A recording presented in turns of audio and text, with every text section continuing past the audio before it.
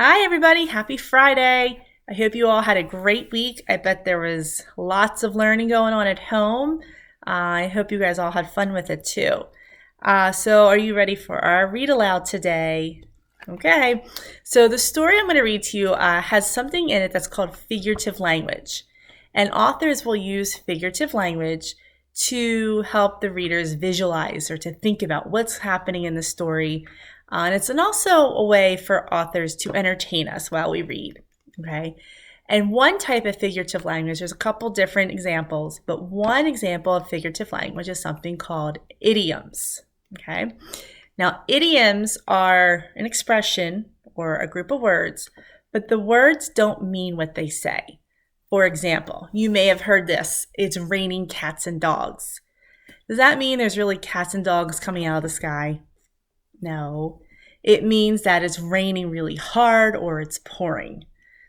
Another one you may have heard of is that's going to cost me an arm and a leg. Are you really going to go and pay for something with an arm and a leg? No. It means that something's expensive. Another one you may have heard of is break a leg. Who knows what that means? Break a leg means good luck. Okay. One other one I came across that I thought I'd share with you is, can I pick your brain? Are you really going to go and pick somebody's brain? No. It means, can I ask you a question?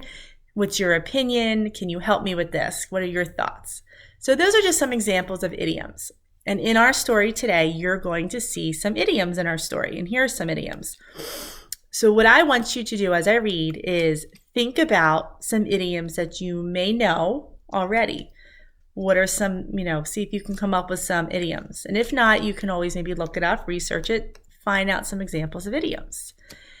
What I also want you to do is to think about, if you don't know any other idioms, think about some of the ones I just shared with you and think of listen for some that are in the book that I'm going to read to you today and see if you can figure out or pick one that you like. Which idiom did you like? Do you like the one, can I pick your brain, or break a leg, or some that you might hear in our story? Okay? All right, so today's story is More Parts by Ted Arnold.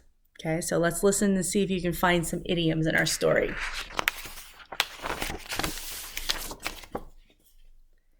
Things are bad and getting worse. Each day it's something new. With all the stuff I hear about, I don't know what to do. One day I tripped on my red truck and it just fell apart. But when I told my mom, she said, "I'll bet that broke your heart." And look at the pictures too. See his heart. It looks broken. I guess that's possible. Who knows? I don't think Mom would lie. I better play more carefully. This pillow's worth a try.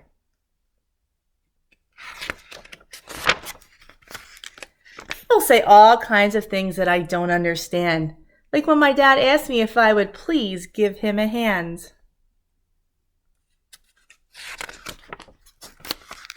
I didn't know my hands come off, and I don't want them to. So I'll make sure that they stay on with gloves and lots of glue. So what does give me a hand mean? Are you really going to give somebody your hand? No, it means to help somebody. Our next door neighbor had a joke he wanted us to hear. He said, "It's sure to crack you up." I ran away in fear. Who wants to hear a joke like that? Not my idea of fun.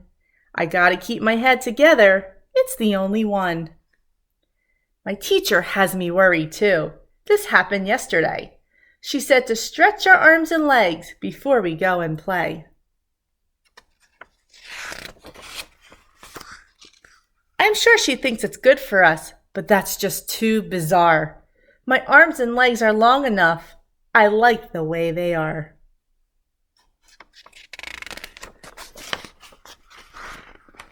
I know I've got a lot to learn. I'm little and I'm young. But what did Grandma really mean when she said, "Hold your tongue"? My tongue's a slimy, jiggly, squishy, slippery little squirt. It'd be my luck to squeeze too hard and lose it in the dirt.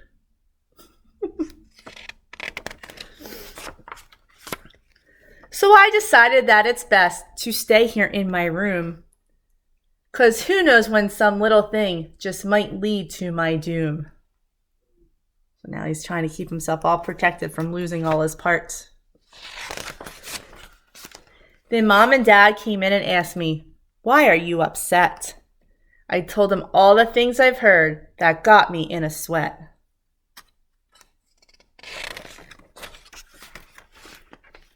Like Coach, who says before each game is ready to begin, he gets so nervous that he nearly jumps out of his skin.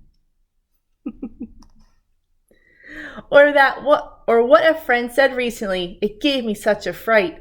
He claimed his baby sister screams her lungs out every night. What does that mean, screaming your lungs out? It means you're really loud. My skin could slip, my head might crack, and I might break my heart. I could lose my lungs, my hands. Who knows when this might start? What if quite by accident my body flies apart?